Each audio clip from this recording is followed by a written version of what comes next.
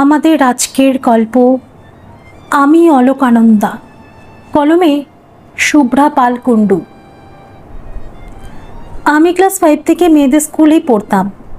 তার আগে আমি যে প্রাইমারি স্কুলে পড়তাম সেখানে সব ছেলে মেয়ে একসঙ্গেই পড়তো। প্রাইমারি স্কুলটা একদম 10:30 থেকে চলতো বেলা 3টে অবধি। মাঝে 40 মিনিটের টিফিনের ছুটি থাকতো। দৌড়ে বাড়ি চলে আসতাম, কারণ প্রাইমারি স্কুলটা আমার বাড়ি থেকে ওই 10-12 মিনিটের মতো রাস্তা। তখন মিড ডে মিলের ব্যবস্থা স্কুলে ছিল না। বাড়িতে এসে পেট পুড়ে দুপুরের খাবার খেয়ে আবার ছুটতাম স্কুলে। মা কতবার বলতো বড় রাস্তা দিয়ে যাস, আমি কিন্তু পুকুর পাড় দিয়ে দৌড়তাম, সময় থাকতো না তো। আর বড় রাস্তা দিয়ে গেলে আরও দেরি হবে। 10:30 স্কুল বসতো আর আমি রোজ সকাল 10টার মধ্যে স্কুলে পৌঁছে যেতাম। মাকে খুব তাড়া দিতাম, যা হয়েছে তাই দিয়ে দাও খেতে, দুপুরে তো আসবো, সব খাবো। মা তাড়াতাড়ি করে ফেনা ভাতে করে দিত। খুব বেশি হলে একটু মুসুর ডাল সিদ্ধ থাকতো, কখনো কখনো একটু ঘি, তাও সে যৎ সামান্য। তবু তাতেই কি তৃপ্তি করে খেতাম। সবার আগে স্কুলে পৌঁছতাম। বড় দিদিমণি শুধু তখন আসতেন, অন্য দিদিমণিরাও তখন এসে পৌঁছাতেন না। একজন মাস্টারমশাই আর 3জন দিদিমণি। আমাদের প্রাইমারি স্কুল চলতো সঠিকভাবেই।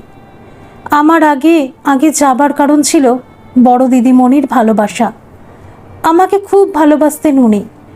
আগে আগে গিয়ে আমি স্কুলের ছোট ছোট গাছগুলোয় জল দিতাম। ক্লাসরুমের মেঝেতে লম্বা করে আসন পাততাম।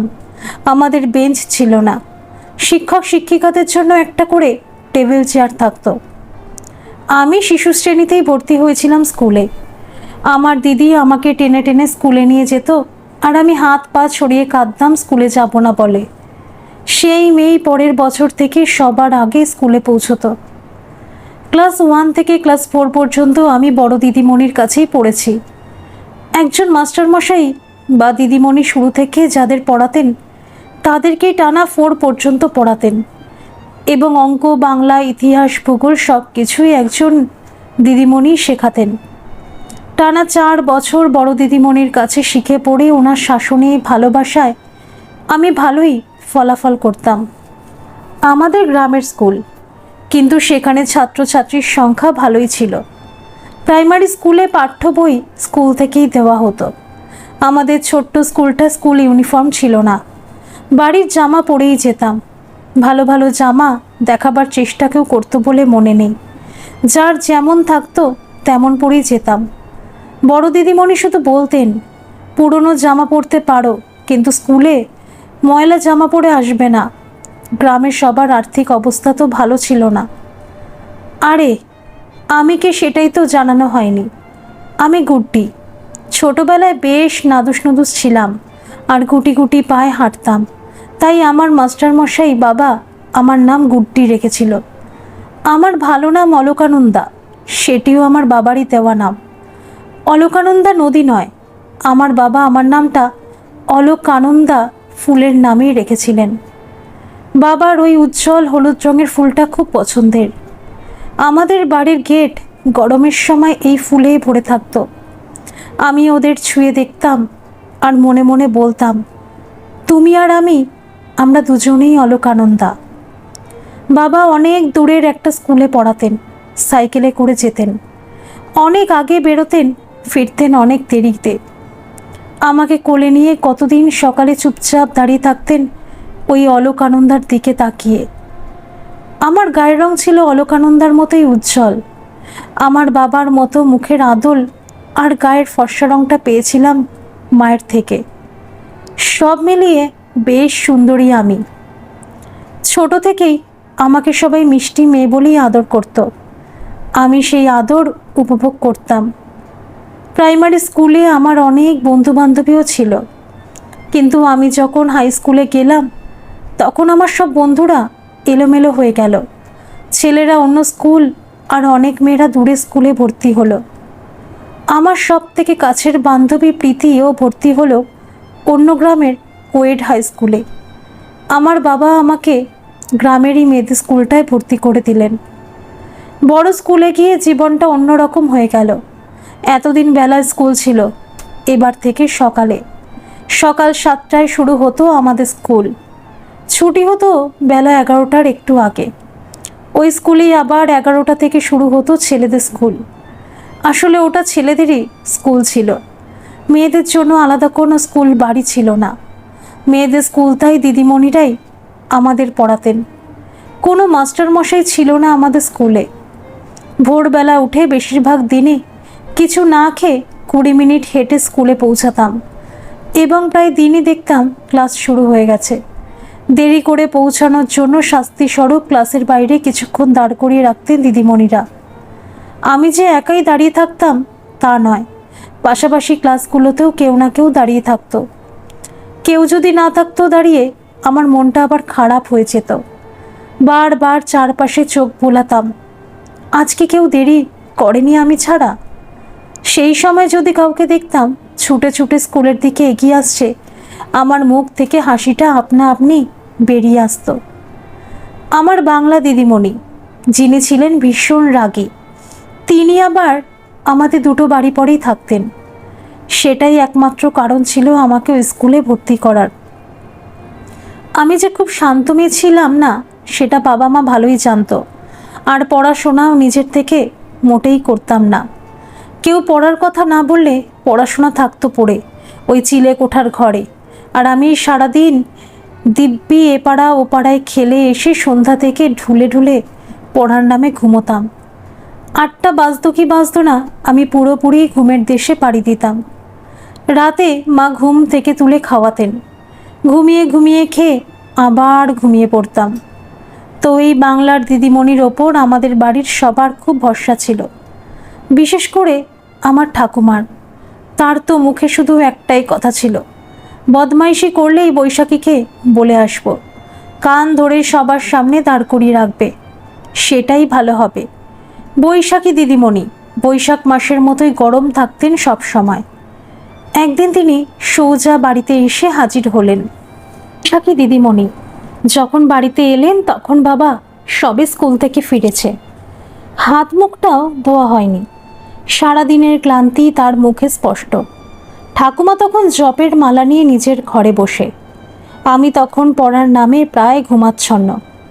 দিদিমণির গলার আওয়াজে ঘুম গেল উড়ে। ভয় কেমন চুপ করে গেলাম। ঘর থেকে না বেরিয়ে শোনার চেষ্টা করতে থাকলাম কি কথা হচ্ছে। আমাদের বাড়ির সদর দরজা দিয়ে ঢুকে বেশ চওড়া দেউড়ি, তারপর বড় উঠোন। উঠোনের এক পাশে আমাদের রান্নাঘর, তার পাশে মস্ত একটা পেয়ারা গাছ, তার পাশে খিড়কি দরজা, আর এক পাশে ঠাকুমার ঘর, বাবার বসার ঘর, তার পাশ দিয়ে ছাদে ওঠার সিঁড়ি, সিঁড়ির তলায় চোর কুঠুরি, তার পাশে আমাদের দুটো শোবার ঘর পাশাপাশি। পুরো বাড়িটা পাঁচিল দিয়ে ঘেরা। খিড়কি দরজা দিয়ে বেরোলে আমাদের গোয়াল ঘরের এক পাশে, আর এক পাশে বাথরুম পায়খানা, তার পাশেই পুকুর ঘাট। গোয়ালের পাশ দিয়ে উঠে মস্ত সিমেন্ট দিয়ে বাঁধানো চাতাল। আমাদের উঠোনের মাঝখানে ছিল তুলসী মঞ্চ, তাই ঠাম্মা বাথরুম পায়খানা বাড়ির ভেতরে করতে দেয়নি। যদিও আমাদের বাড়ি প্রায় 200 বছরের পুরনো, কিন্তু পায়খানা বাথরুম আমার বাবার আমলেই তৈরি করা। বৈশাখী দিদিমণির আওয়াজ পেয়ে মা রান্নাঘর থেকে আর ঠাকুমা নিজের ঘর থেকে বেরিয়ে এলো। বাবা বসার ঘরেই দিদিমণিকে বসতে বললেন। উনি বললেন, না দাদা, বসবো না, শুধু কয়েকটা কথা না বললেই নয়, তাই এলাম। দেখুন, আপনার বড় মেয়ে ক্লাস 9-এ উঠে গেল, কোনোদিনও কোনো অভিযোগ করতে আসেনি, কিন্তু আপনার ছোট মেয়ের কথা না বলে থাকতে পারছি না। প্রায় প্রত্যেক দিন স্কুল শুরুর প্রায় 15 মিনিট পর স্কুলে পৌঁছয়ও, এবং ক্লাসের বাইরে দাঁড়িয়ে থাকে। শুধু তাই নয়, ক্লাসের পড়ায় মন দেয় না, শুধু জানলা দিয়ে রাস্তার দিকে তাকিয়ে থাকে। অন্যান্য দিদিমণিরাও জানে যে ওরা আমার বাড়ির কাছেই থাকে, তাই আমাকে বারবার করে বলছে আপনার ছোট মেয়ের কথা। আমিও তাই না বলে পারলাম না আপনাদের। আমি নিজেই কতবার বুঝিয়েছি মন দিয়ে পড়া শুনবি, রোজ তাড়াতাড়ি ঘুম থেকে উঠবি, কিন্তু কিছুই তো কাজ হচ্ছে না। যদি আপনারা বললে শোনে, তাই। বাবা ওনাকে আশ্বস্ত করে বলল, আপনি বলে না গেলে তো জানতেই পারতাম না, আমি নিজে ওকে সময় মতো স্কুলে পৌঁছে দেব, রোজ বোঝাবো যাতে মন দিয়ে ক্লাসের পড়া শোনে। দিদিমণি চলে গেলেন। বাড়ির পরিবেশ বেশ থমথমে। বাবা দিদিকে প্রথম জিজ্ঞাসা করল, তুই জানতিস গুড্ডি রোজ দেরি করে স্কুলে পৌঁছয়?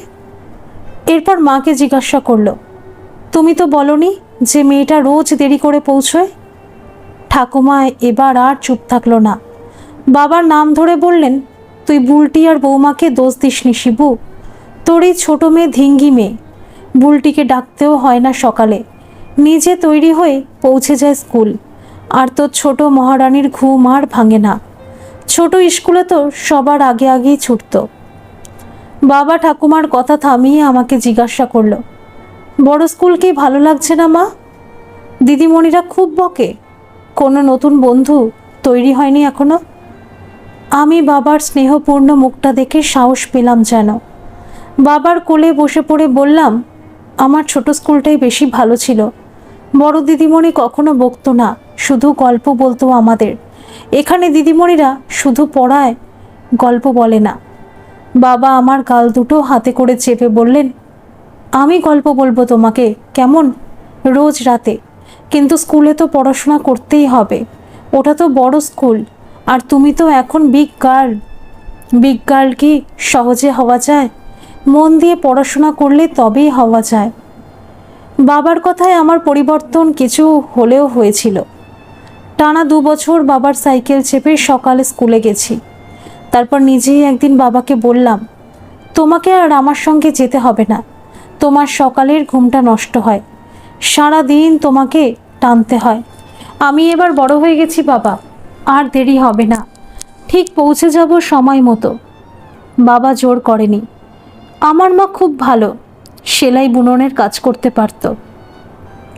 সারাদিনের সংসারের কাজ করেও মা নিজের পুরনো সেলাই মেশিনে কিছু না কিছু সেলাই নিয়ে বসত, বা কখনো সুতোয় ফুল তুলত আমাদের ফ্রকে। মায়ের তৈরি করা ফ্রক অনেক পরেছি ছোটবেলায়। উল কাটাও বুনতো মা। শীতের সময় রং বেরঙের উল নিয়ে চলতো আমার আর দিদির মাপের সোয়েটার আর টুপি তৈরি। আমরা শীতের রোদ গায়ে মেখে ছাদে বসে বসে শুখা নুনকুল চিবোতাম, আর মা নিজের মনে উল্কাটা বুনত। ছাদে বসে বসে দেখতাম দূরে মাঠের মাঝখান দিয়ে দূরপাল্লার ট্রেনগুলো এক প্রান্ত থেকে আরেক প্রান্তে ছুটে চলেছে। দেখতে দেখতে আমিও ক্লাস 9-এ উঠলাম। এখন আমার স্কুলে অনেক বান্ধবী, দিদিমণিদের সঙ্গেও বেশ একটা বন্ডিং তৈরি হয়ে গেছে। আমার বেশ কয়েকজন বান্ধবীর বয়ফ্রেন্ডও হয়েছে। তাদের দেখা দেখি আমার মনেও যেন একটু একটু ইচ্ছে। এর মধ্যেই একদিন এক বান্ধবী একটা বই দেখাচ্ছিল সবাইকে। প্রায় সবাই গোল হয়ে উপুড় হয়ে দেখছে। আমিও কিছু দেখতে পাবো এই আশায় উকিঝুঁকি মারছি, কিছু না বুঝেই। শুনতে পেলাম বান্ধবীটির বয়ফ্রেন্ড তাকে সেটা দেখতে দিয়েছে। বান্ধবীটি বয়সে আমার থেকে বেশ বড়, 2 বছর 8-এ ফেল করে এবছর 9-এ উঠেছে। বেশ একটা হট্টগোল মতো হচ্ছে ক্লাসরুমের মধ্যে। হঠাৎ ভীষণ ভারী গলায় হেড দিদিমণির ডাক, কি হচ্ছে এখানে? ওনার ঠিক পিছনেই বৈশাখী দিদিমণি। চোখ পড়তেই ছুটে নিজের সিটে পৌঁছে গেলাম। বাকিরাও পরিমরি করে যে যার জায়গায় চলে গেল। বৈশাখী দিদিমণি আমাকেই জিজ্ঞেস করলেন, কি হচ্ছিল এখানে? আমি কাচুমাচু মুখ করে উত্তর দিলাম, আমি জানি না ম্যাম। বান্ধবীটির নাম করে বললাম, শ্যামলী কি যেন ছবির বই এনেছে, তাই দেখছিলাম সবাই। মানে আমি দেখছিলাম না, আমি কিছু দেখিনি। বৈশাখী ম্যাডামের মুখ বেশ গম্ভীর হয়ে গেল নিমেষেই। শ্যামলীকে ধরে নিয়ে গেল টিচার্স রুমে। আমি কিছু বুঝতে পারলাম না কি হলো ব্যাপারটা। আমরা তো বই দেখছিলাম, তাহলে শ্যামলীকে টিচার্স রুমে কেন নিয়ে গেল? আমার হাঁ করা মুখের দিকে তাকিয়ে পলি বলল, কি করলি বলতো তুই এটা? শ্যামলীর বাড়ি থেকে নিশ্চয়ই ওর বাবাকে এবার ডেকে পাঠাবে। তখনও কিছু বুঝিনি আমি। বোকার মতো পলিকে বললাম, ডেকে পাঠালেই হলো, আমরা কি অন্যায় করেছি? শ্যামলীর মুখে কথা নেই, বলতে পারছে না যে আমরা তো বই দেখছিলাম, মানে ছবি তো দেখছিলাম।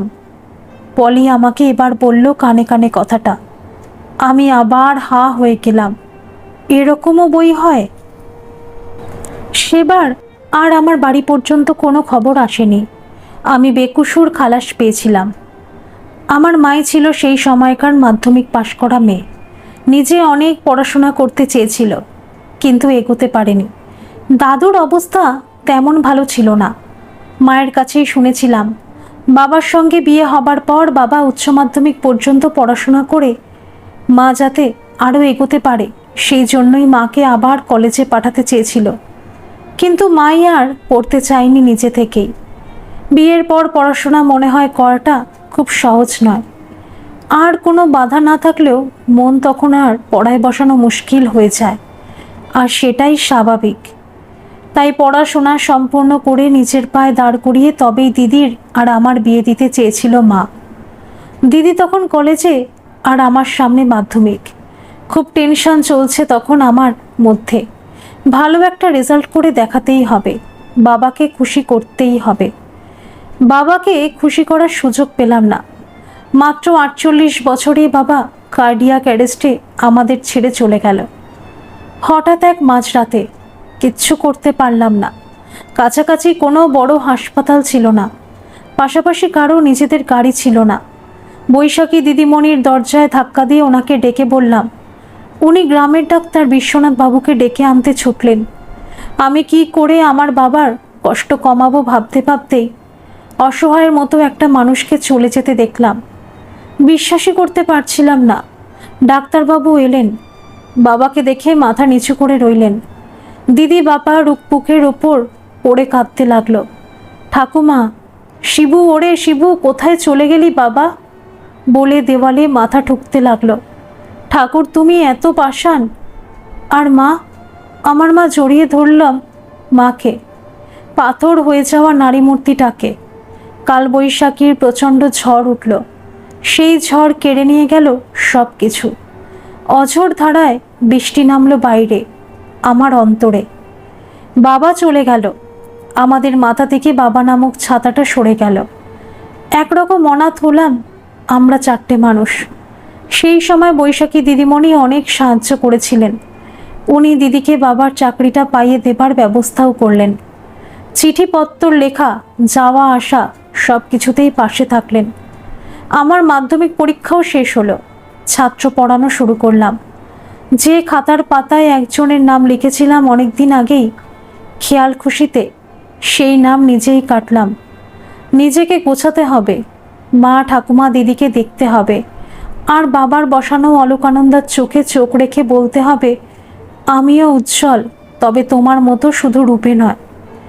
আমার মাধ্যমিকের রেজাল্ট খুব ভালো হলো না। আমি ফার্স্ট ডিভিশনটা যা হোক করে পেয়েছি।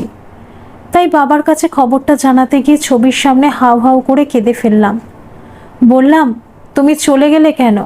তাই তো তোমার গুড্ডি পারল না। তোমার অলকানন্দা উজ্জ্বল নয়। ওই নম্বর নিয়ে আমি তোমার স্বপ্ন পূরণ কি করে করব? ডাক্তার হব কি করে? তোমার তো আমাকে ডাক্তার তৈরি করার কথা ছিল। দিদি বাবার চাকরি জয়েন করলো। ঠিক তার 4 মাসের মাথায় দিদি তার ভালোবাসার কথা জানালো মাকে। বিয়ে করতে চায়ও। ঠাকুমা রাজি হলো না। বছর ঘুরতে না ঘুরতেই এ কেমন আবদার। মাকে বলল, আমার ছেলেটা চলে গেল, শেষ হোক, এখনো কাটিয়ে উঠতে পারিনি আমি। আনন্দ করব কি করে বৌমা? আমার ওই নম্বর নিয়ে আমি সায়েন্সে ভর্তি হলাম। শুধু মন দিয়ে পড়াশোনা, আর কিছু নয়। এ যেন নিজের কাছে নিজেরই প্রতিশ্রুতি, নিজেরই লড়াই। আমাকে অনেক খাটতে হবে। সংসার চলছে এখন দিদির উপার্জনে। বাবার জমানো টাকাগুলো মা বের করেনি। বাবার যে অনেক স্বপ্ন ছিল 2 মেয়েকে অনেক পড়াশোনা করাবে, তারপর তাদের ধুমধাম করে বিয়ে দেবে। তাই মা ঠিকই করেছে, একান্ত প্রয়োজন না পড়লে বাবার করা এফডিগুলোর একটাও ভাঙবে না। দিদির বিয়ে আটকানো গেল না। দিদির ভালোবাসার মানুষটি তার বাবা মাকে সঙ্গে নিয়ে হঠাৎই একদিন সোজাসুজি আমাদের বাড়ি চলে এলেন। বাবা নেই, তাই 2টো মেয়ে মানুষকে সহজেই রাজি করিয়ে নিয়ে চলে গেলেন তারা। দিদিও চাইছিল এটাই হোক, মাও বুঝেছিল মেয়ের মন। তাই আর বেশি দেরি করলো না। মাস 2 সময় নিল সব কিছু গোছানোর জন্য। মাকেই তো সব কিছু একা হাতে গুছিয়ে করতে হবে। দিদির বন্ধুটিকে সেদিন দেখে বেশ ভালোই লেগেছিল, তবে সুন্দর চেহারার পুরুষ বললে যা বোঝায় সেরকম সে নয়। রোগা রোগা চেহারা, চোখে চশমা, মাথায় কোকড়ানো চুল, গায়ের রং মাঝামাঝি, তবে নাকটা যেন একটু বেশি টিকালো। আমাকে দেখে এক মুখ হাসি হেসে জিজ্ঞাসা করেছিল, সায়েন্স পড়তে কোনো অসুবিধা হলে বলবে, আমি হেল্প করব তোমায়। এই একটা কথাতেই আমি খুব খুশি হয়েছিলাম। তার নাকটা যে বেশ উঁচু ভুলেই গিয়েছিলাম। আমার দিদি কিন্তু বেশ সুন্দরী, তবে তার উচ্চতা বেশ কম। তবু তার মুখশ্রী নজর কাড়ার মতো। তার এই রূপ দেখে ইঞ্জিনিয়ার সৌম্য প্রেমে পড়েছিল অপরাজিতার। বুলটির ভালো নাম। অপরাজিতা আমার দিদি। সৌম্যদার সঙ্গে দিদির পরিচয় 11-এ পড়ার সময় থেকেই।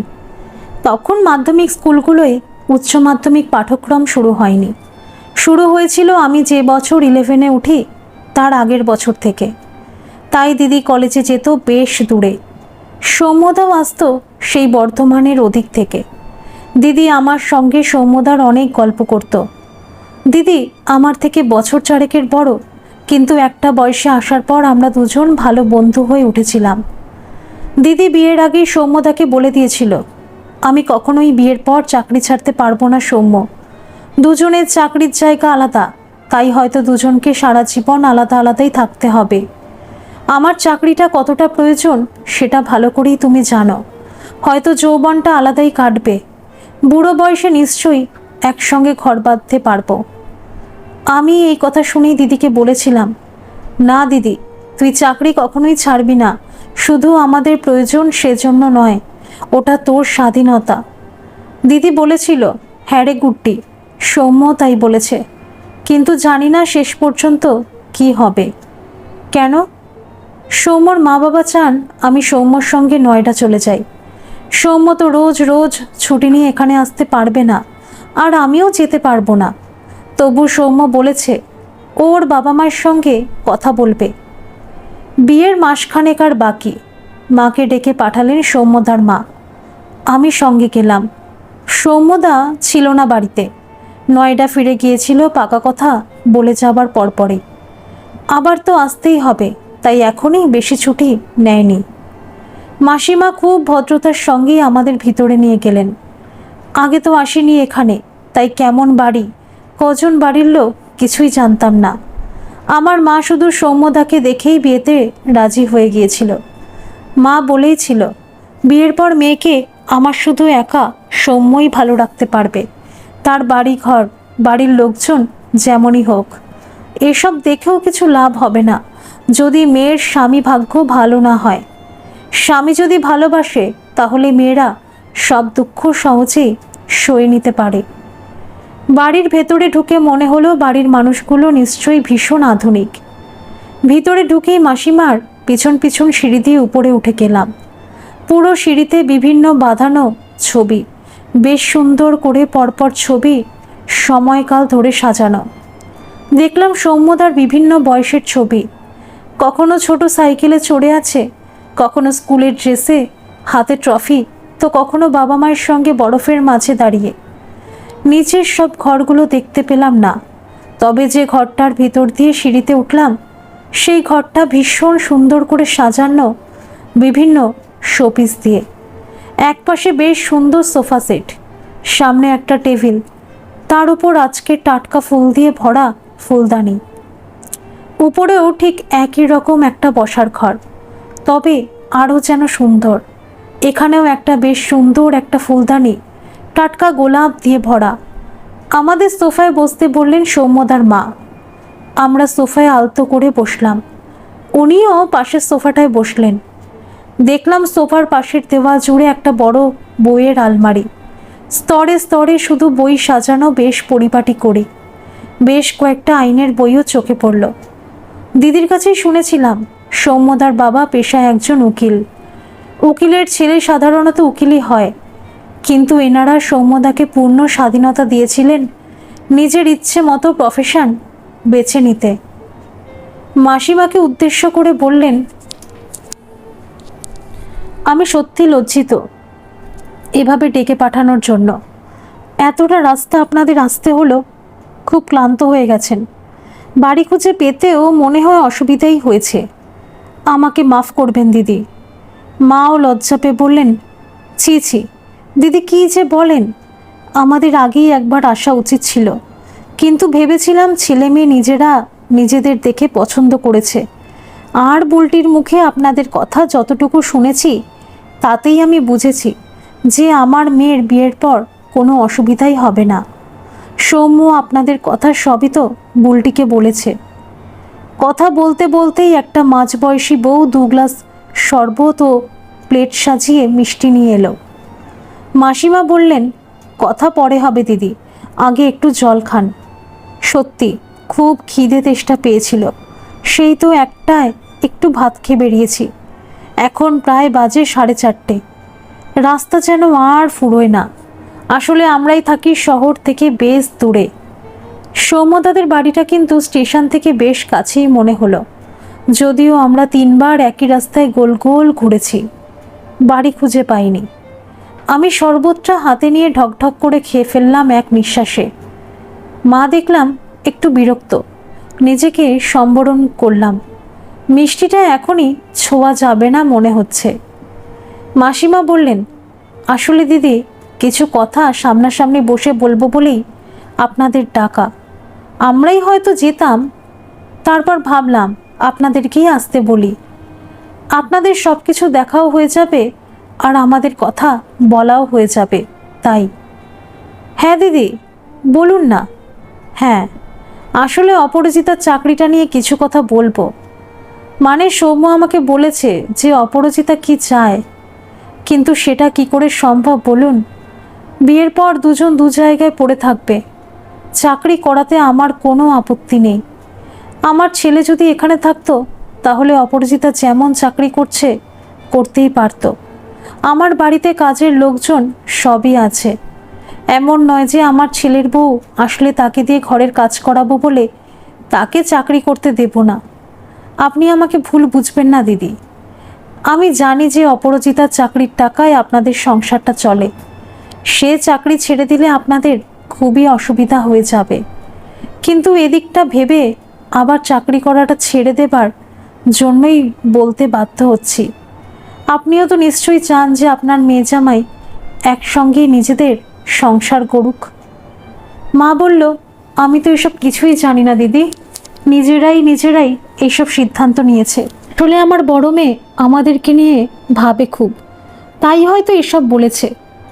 আমি তো জানি যে মেয়ের বিয়ে হচ্ছে মানে বিয়ের পর সে শ্বশুরবাড়ি যাবে। এবার শ্বশুরবাড়িতে আসার পর আপনি যা ভালো বুঝবেন করবেন। সৌম্যর সঙ্গে যদি দিল্লিতে পাঠিয়ে দিতে চান তাহলে তো মেয়েকে সৌম্যর সঙ্গে সেখানেই চলে যেতে হবে। এখানে থেকে তো আর চাকরি করা সম্ভব হবে না। তবে দিদি, বুলটি যদি আপনাদের কাছে থেকে যায়, সৌম্য যদি মাঝে মাঝে আসা যাওয়া করে, তাহলে ওভাবে কতদিন টানা হেঁচড়া করবে বলুন তো? সারা জীবন কি এভাবে চালানো যাবে? ঠিক আছে দিদি, আমি মেয়েকে বোঝাবো, ওই নিয়ে চিন্তা করবেন না। আমার যেন ঠিক লাগছিল না ব্যাপারটা। দিদিকে চাকরিটা ছেড়ে দিতে হবে, তাহলে আমাদের কিভাবে দিন চলবে? আমি তো এখনও দাঁড়াতে পারিনি, দিদিকেই কেন চাকরিটা ছাড়তে হবে? এইসব ভাবতে ভাবতে বলেই ফেললাম, মাসিমা আমার দিদিকে চাকরি ছাড়তে বলছেন বিয়ের জন্য। যদি আমার মা আপনার ছেলেকে চাকরিটা ছেড়ে এখানে ফেরত চলে আসতে বলতো, আপনি রাজি হতেন?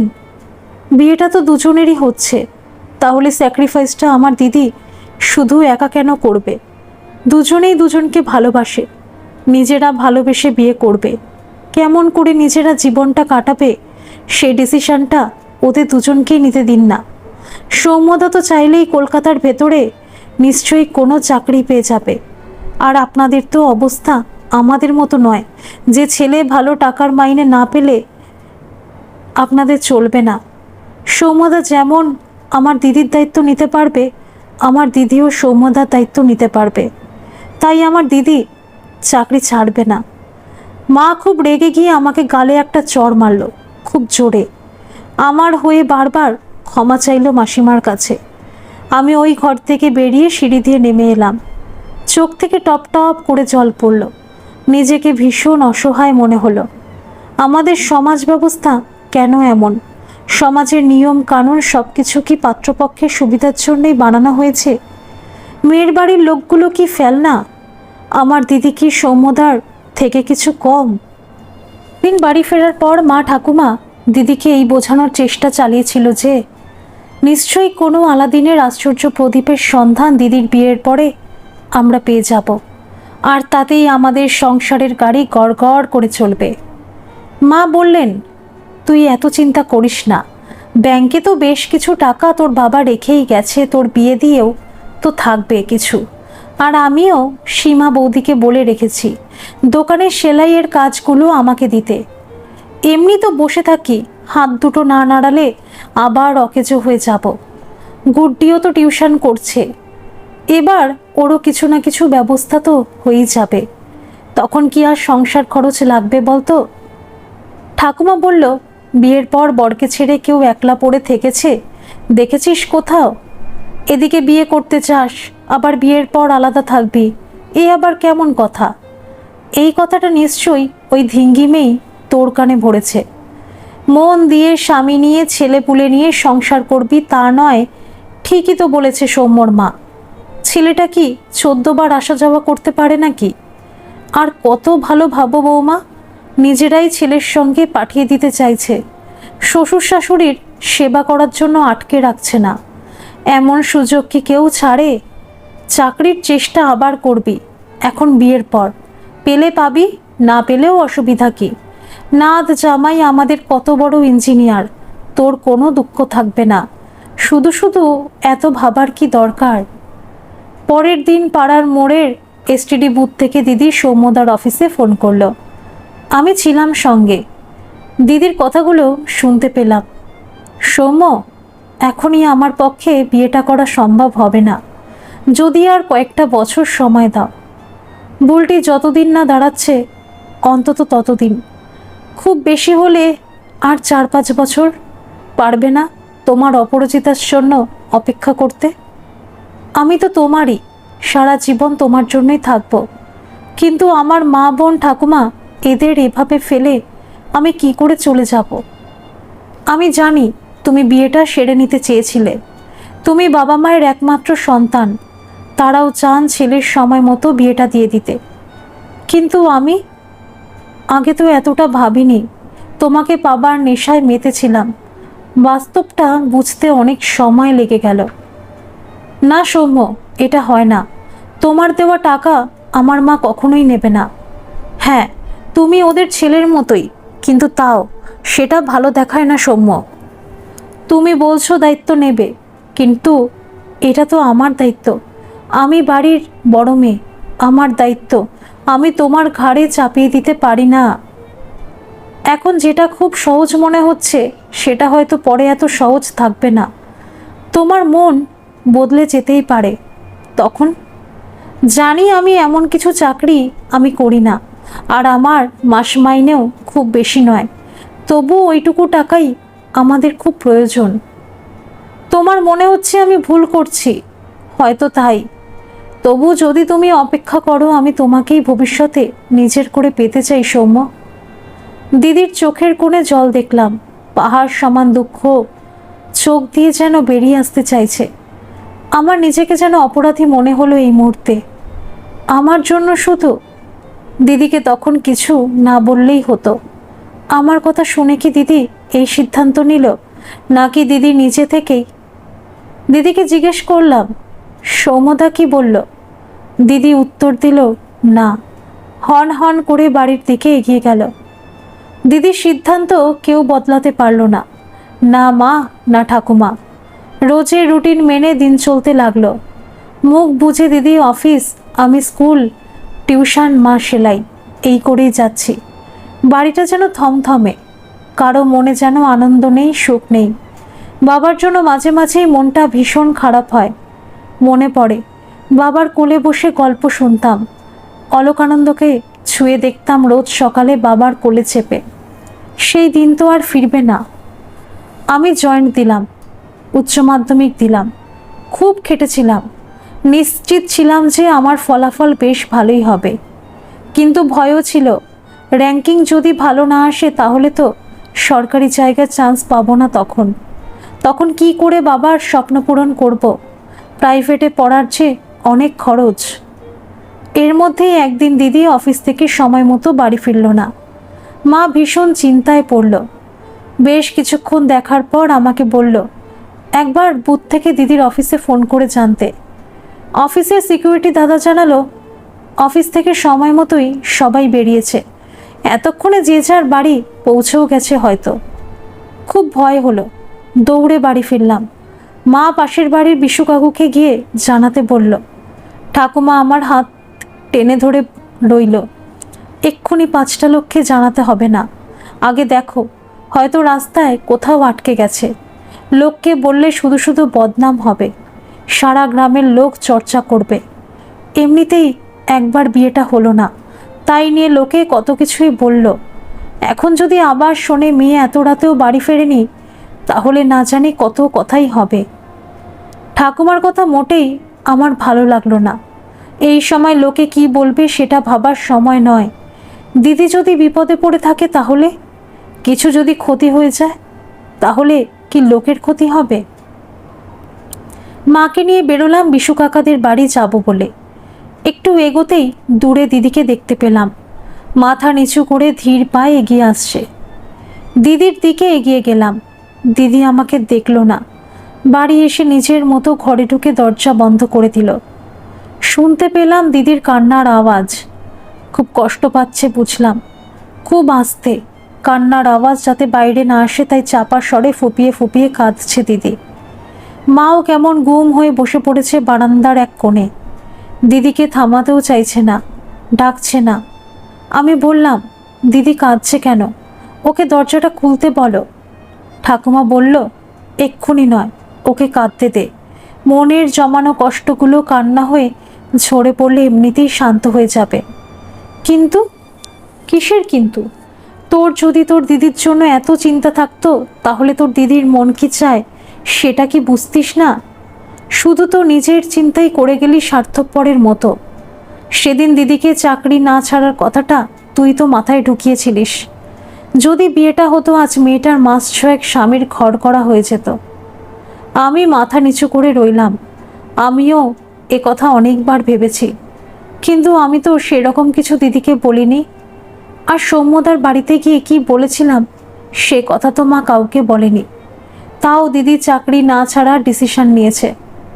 বাবা নেই আমাদের মাথার ওপর। দিদি শুধু বাবার চাকরিটা পায়নি, বাবার দায়িত্বগুলোও নিজের কাঁধে নিজে থেকেই নিয়ে নিয়েছে। দায়িত্ব পালন করতে গিয়ে নিজের সব সুখ বিসর্জন দিয়েছে। ঠাকুমা আমাকে বকছে শুনতে পেয়ে দিদি ঘর থেকে বেরিয়ে বলল, গুড্ডিকে কিছু বলবে না ঠাকুমা, আমি যা করেছি সবটাই আমার নিজের সিদ্ধান্ত। আর আমি তো বিয়ে করব না সেরকম কিছু বলিনি তাকে। বলেছিলাম অপেক্ষা করতে, ঠিক আসবো। সে তো অপেক্ষা করলো না ঠাকুমা। আমি অবাক হয়ে বললাম, মানে? অপেক্ষা করলো না মানে? কি করেছে সৌম্যদা? ঠাকুমা রেগে গিয়ে চেঁচিয়ে বলল, বিয়ে করেছে। শুনতে পেলি? বিয়ে করেছে অন্য কাউকে। দিদি অবাক হয়ে বলল, তোমরা কি করে জানলে? মা এতক্ষণ চুপ করে বসেছিল। দিদির প্রশ্ন শুনে বলল, সৌম্যর মা বৈশাখী দিদিমণির বাড়িতে ফোন করেছিল দুপুরবেলা। দিদিমণি ডেকে নিয়ে গেল, পরে আবার ফোন করলো। আমি অবাক হয়ে বললাম, কখন? আমি তো কিছু জানি না। মা বলল, হ্যাঁ, তুই তখনও টিউশন করিয়ে ফিরিসনি।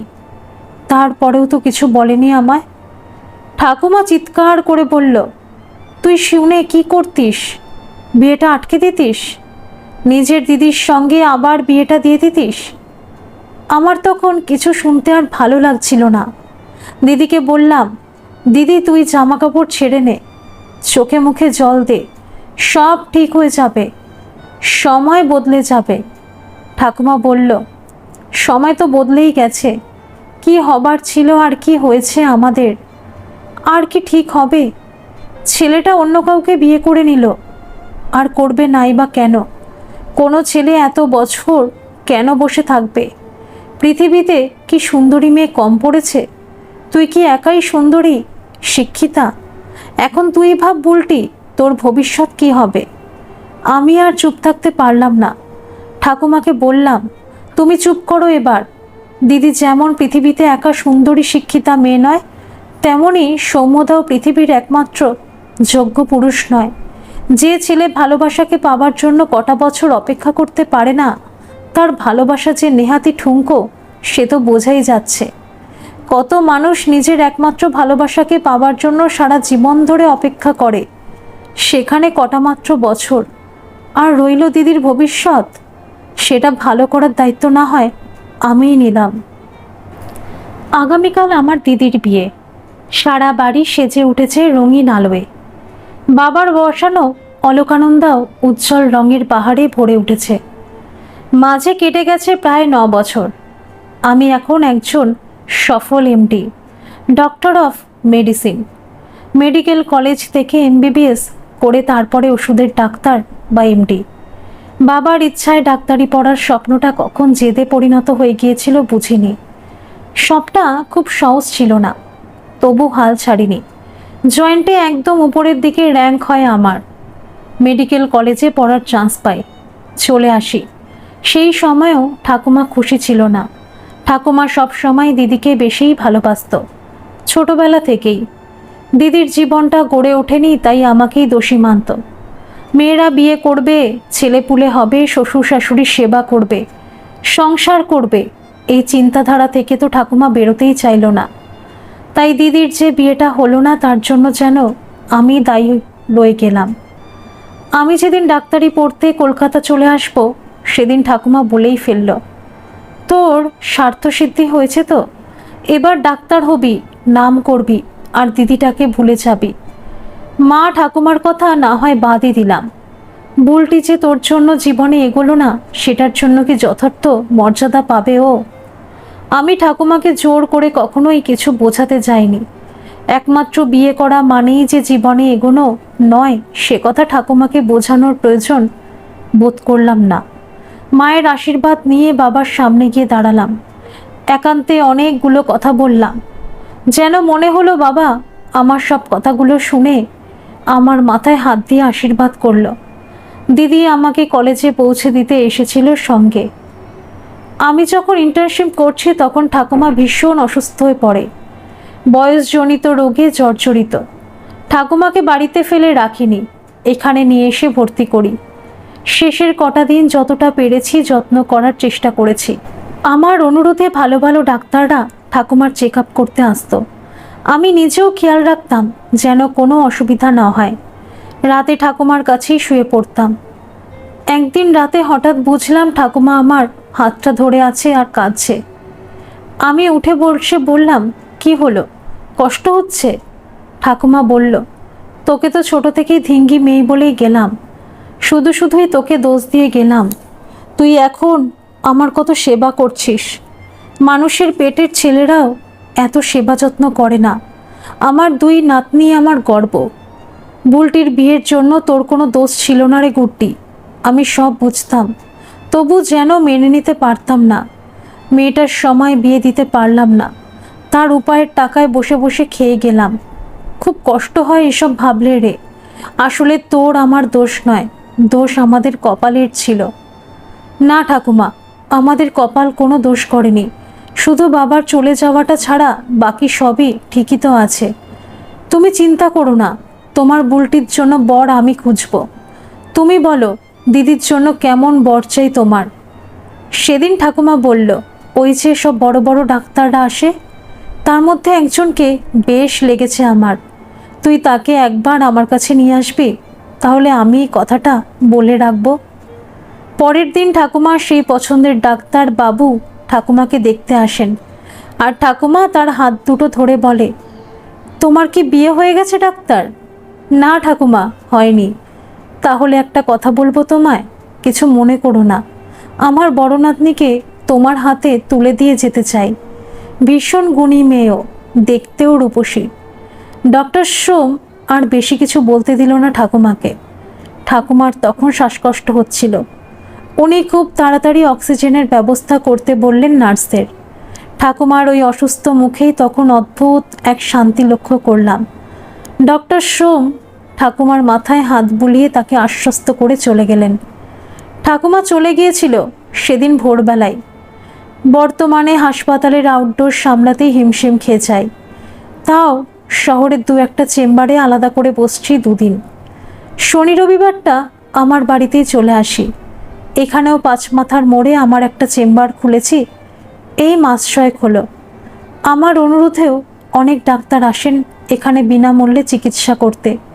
গ্রামের মানুষরা ছোটোখাটো রোগে ডাক্তারের কাছে যায় না টাকার অভাবে, আর এখানে হাসপাতালটা যে অনেক দূরে। বিনামূল্যে শহরের বড় বড় ডাক্তারদের কাছে চিকিৎসা করাতে মানুষের ভিড় ভালোই হয়। দিদিকে বিয়ের জন্য রাজি কখনো করাতে পারিনি, আগে অনেকবার বলতে গেছি। এখন তো আর সংসারে অভাব নেই।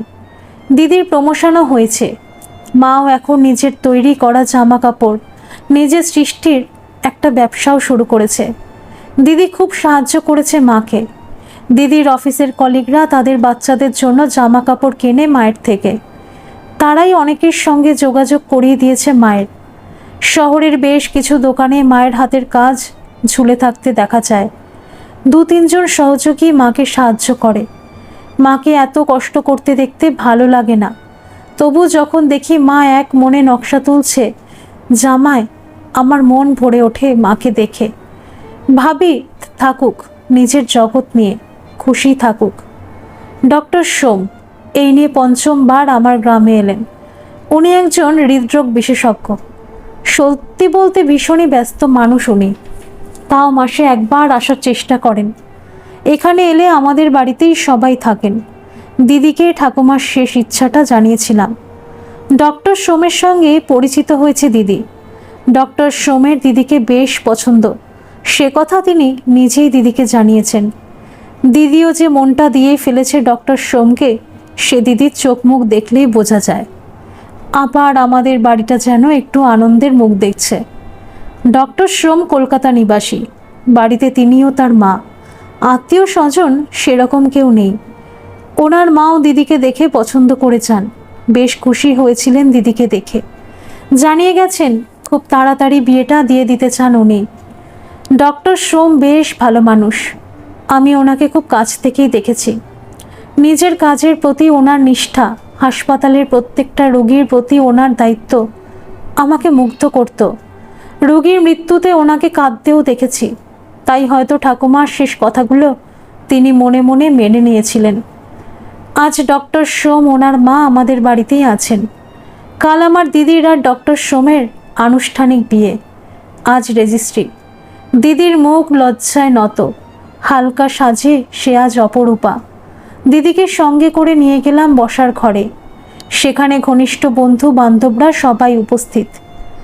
যাবার আগে দিদি বলল, জানিস কুট্টি, আমি যে জীবনে আবার কাউকে কোনোদিনও ভালোবাসতে পারবো সে কথা ভাবিনি।